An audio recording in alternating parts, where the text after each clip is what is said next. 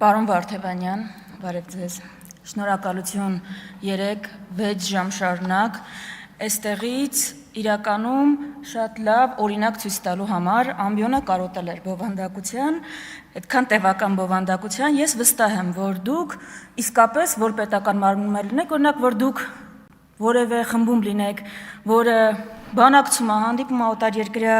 մեր գործընկերների հետ, ես մի քիչ ավելի ապահով կլինեմ, ավելի անհանգիստ չեմ լինի, վստահ կլինեմ, որ հայկական շահերը այդտեղ արտահայտված են լինելու, դրա համար շնորհակալություն, հույս ունեմ,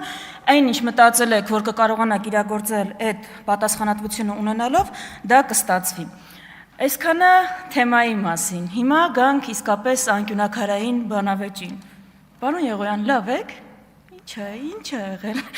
Ես ձեզ ոչ եմ հարցրել 3 գիշեր ինչ է կարևոր, տենց ջղայնացել եք։ Ես հարցրել եմ Հայաստանի Հանրապետության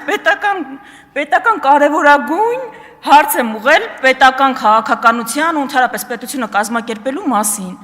Ինչից եք այդքան ջղայնացել։ Ընդհանրապես ինչ է նշանակում ընդդիմադիր падգամավորի վրա մունատ գալ, որ 5 տարի շարունակ հետևողական անվտանգային հարց բարձրացնում։ Մի հատ կիսանձնական հարց տամ, վրեքդ խոսակցություն է եկել, ինչ է պատահել, ես պարոն Ռուբինյանի պատասխանից չզարմանաք, շնորհակալ եմ, ապրի պարոն Ռուբինյանը,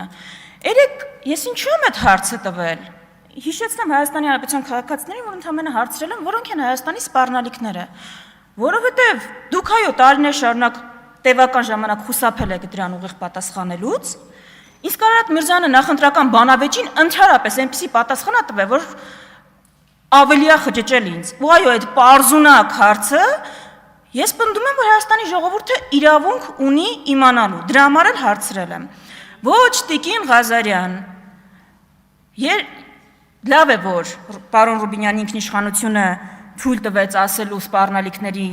ուղղությունները, լավ չի, որ ինքնիշխանությունը չբավարարեց ասելու, որ Ադրբեջանը կամ Թուրքիան չէ, բայց Ադրբեջանի վարած պետական քաղաքականությունը, այո, Հայաստանի համար սպառնալիք է։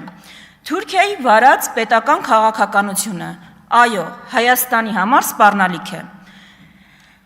Սա մեր համոզումն է։ Որտեղ է գալիս ամենամեծ խնդիրը։ Իմ գործընկեր Իշխան Սաղաթելյանը խոսեց, բայց թույլ տվեք մի հատ էլ այս մասը ամրագրել, որովհետև անկյունակարային է։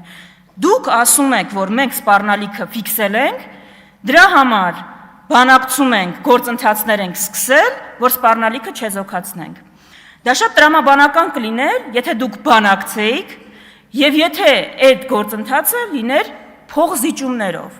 Մեր ամբողջ խնդիրը այն է, որ դուք պատմության մեջ չեք կարող օրինակ ցույց տալ, երբ սպառնալիքը հնարավոր է եղել զսպել, սպառնալիքին հնարավոր է եղել դիմագրավել, ագրեսորին հնարավոր է եղել զսպել, իր բոլոր պահանջները կատարելով։ Չեք կարող պատմության մեջ այդպիսի դրվագ ցույց տալ։ Ու եթե Սոնա Ղազարյանը էլի գալու է հարցնի, բայց մենք ինչ է պահանջ ենք կատարել։ Ես կարող եմ անվերջ թվել տարածքային պահանջներից, մինչև Ադրբեջանը ասել է անխոչնդոտ ճանապարհ պիտի տրամադրեք, ամրագրել եք անխոչնդոտ ճանապարհը։ Ասել է ես հայեր պիտի չտեսնեմ Հայաստան մտնելուց։ Ֆիքսել եք այդպիսի կարգավորում։ Ես ձեզ անվերջ կարող եմ կրեդիտ տալ։ Ես ձեզ անվերջ կարող եմ կրեդիտ տալ փաթեթավորման ձեր ունակությունների համար, սուտ դուք եք ասում ենթատեք ինձ։ Բայց դրանից էությունը չի փոխվում։ Այսինքն, անկյունակարային տարբերությունը, որ դուք սպառնալիքների անվերջ պահանջները կատարելով չեք կարող սպառնալիքը զսպել։ Դուք միայն ախորժակը կարող եք գրգռել ու սպառնալիքը ավելացնել, մեզ ավելի անպաշտպան դարձնելով։ Դա է մեր խնդիրը ձեր հետ։ Երկրորդ ասպեկտը այս հարցի այն է, որ սպառնալիքը չնկատելով, անտեսելով ու մեզ ջայլամ դառնալու կոչ անելով չեք կարող սպառնալիքը զսպել։ Սրա հակադիր մոտեցումը ո՞րն է։ Մեր կոնցեպտը ինչ է։ Ես պարոն Եղոյանի գրեիք բառապաշարը չեմ կրկնի, չեմ ուզում այդտեղ մտնել։ Որն է հակադիրը, պահանջները բոլոր, պարոն Եղոյանի չէ, Ռուբինյանի, բոլոր պահանջները կատարելու, դիմագրավելը, սպառնալիքին դիմագրավելը։ Հիմա եկեք իսկապես հասկանանք այս ռեսուրսներով մեր սպառնալիքներին ոնց կարող ենք դիմագրավել։ Դուք առաջարկում եք, ասում եք, ինչու եք լսում Ադրբեջանը մեզնից ինչի է պահանջում ու մի հատ էլ մեր հանրությանը տեղեկացնում։ Բավական է չլսել ու սպառնալիքը չի լինի։ Ժողովուրդ այդպես չի աշխատում։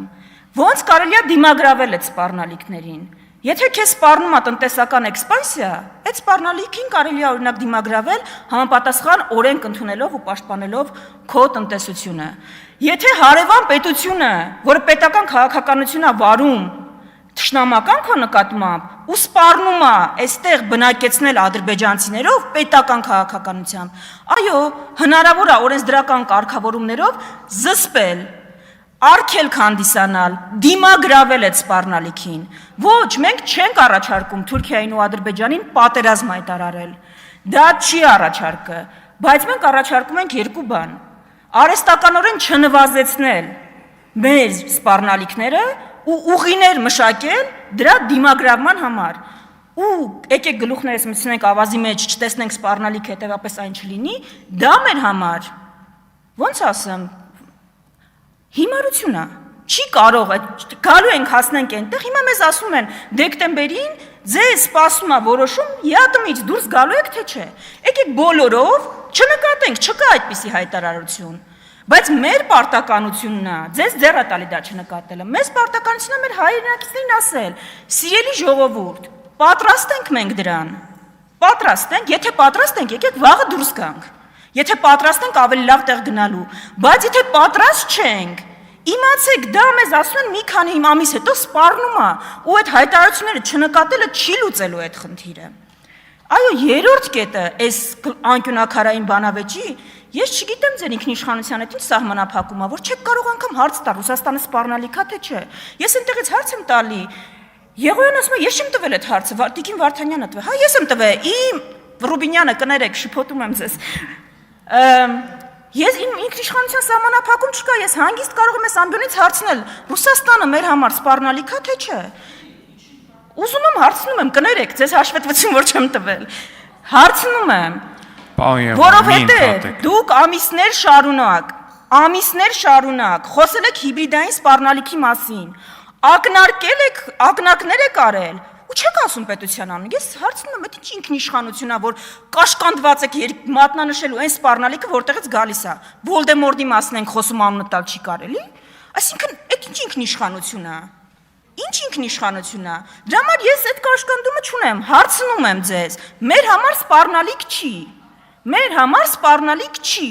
Պոտենցիալ գործընկեր դաշնակից է։ Մեր համար սպառնալիքները Թուրքիայի ու Ադրբեջանի պետական քաղաքականությունն են, մնացածը պոտենցիալ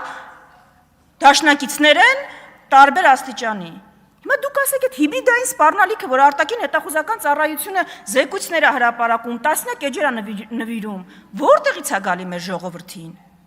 Եթե չունեք համարձակությունը ասելու, եթե դա միֆ է, չեք նշում սպառնալիքների թվում, ինչի եք ժողովրդին վախեցնում։ Ինչի եք հանգեցրել նրան, որ տասնյակ հազարավոր մարդիկ այսօր տնտեսական վնասներ են կրում։ Ինչի համար էր դա պետք։ Ում շահերն է դա սպասարկում։ Էս է ամբողջ հարցը։ Էս է ամբողջ հարցը ընդամենը։ Եթե սպառնալիք չէր, ինչի համար էր այս արշավը։ Եվ դուք մեզ անդադ ասում եք, որ օգուտներ եք քաղում սպառնալիքը նշելուց, այլ բառ եք էլի եմ կրկնում, գրեեք օգտագործում, դուք ձեր նախընտրական քարոզարշավը կհիշեք, երկու բանի վրա էր հիմնված իսկապես։ Եթե մեզ չընտրեք սեպտեմբերին աղետալի պատերազմա լինելու, եթե սահմանադրական մեծամասնություն չտաք, ու Ռուսաստանը մեր դեմ հիբրիդային պատերազմ է վարում։ Հիմա ով է սպառնալիքը մոնետիզացնում, այն բառը օգտագործում եւ իր շահերի համար օգտագործում։ Ձեր դեպքում կեղծ սպառնալիքը, այսինքն հորինել սպառնալիք, դա օգտագործել նեղ խմբային շահերի համար։ Սա է ամբողջ հարցը։ Էսա խնդիրը եւ այո, մենք պիտի իմանանք որտեղից են գալիս մեր սպառնալիքները, որ դրանց դիմագրավենք։ Եվ վերջում 3 օր է, 4 օր է խոսում ենք Արեգնազ Մանուկյանից, խոսել ենք, որ երեխան անգամ չի կարող հեռախոսով խոսել։ Այստեղ բոլորիդ օրինակով, այդ թվում նաև գործընկեր ընդդիմադիր պատգամավորների քանակին համապատասխան հոգեբանի եզրակացությունն է Արեգնազ Մանուկյանի 13 տարեկան աղջկա հետ կապված։ Ես չեմ ուզում կարդալ, որովհետև դա կարող է երեխայի իրավունքների ոտնահարում լինի, թիրախավորման խնդիր լինի։ Ես կփոխանցեմ քարտուղարությանը Տիկին Անահիտին կխնդրեմ, որ ձեզ բոլորիդ փոխանցի։ Ես խնդրում եմ լրագրող գործընկերներից, այս կարդալուց հետո մոտենան ձեզ հարցնեն, ինչ հիմնավորում կա երաշխավորություն չներկայացնել, որպեսզի Արեգնազ Մանուկյանը կարողանա իր 13 տարեկան աղջիկ երեխային տեսնել։ Որն է այդ աշխարհացունց հիմնավորումը, որը դուք պատճառաբանելու եք։